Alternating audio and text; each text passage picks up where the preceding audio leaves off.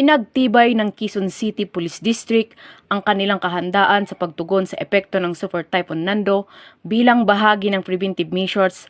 Nagsagawa ng preemptive evacuation ang QCPD sa mga lugar na posibleng maapektuhan ng pagbaha at malakas na hangin kabilang ang View River sa Batasan, Barangay Masambong, Barangay Golod at Barangay Bagong Bayan.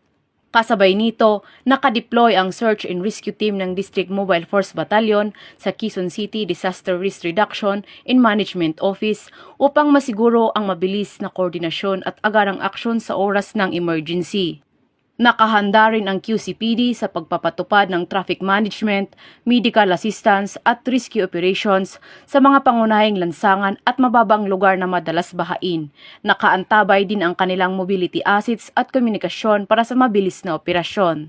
Ayon kay Police Colonel Randy Glenn Selvio, Acting District Director ng QCPD, tuloy-tuloy ang kanilang pakikipag-ugnayan sa QCDRRMO, Bureau of Fire Protection, barangay officials at iba pang ahensya ng pamahalaan upang matiyak ang kaligtasan ng mga residente.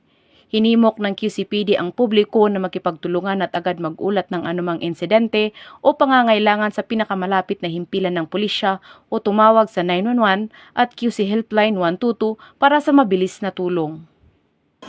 Mula dito sa Camp Bagong Diwa, Bicutan, Taguig City, ako po ang inyong PNN Correspondent, Patrolwoman Berna Gondran, alagad ng batas, tagataguyod ng Balitang Pulis.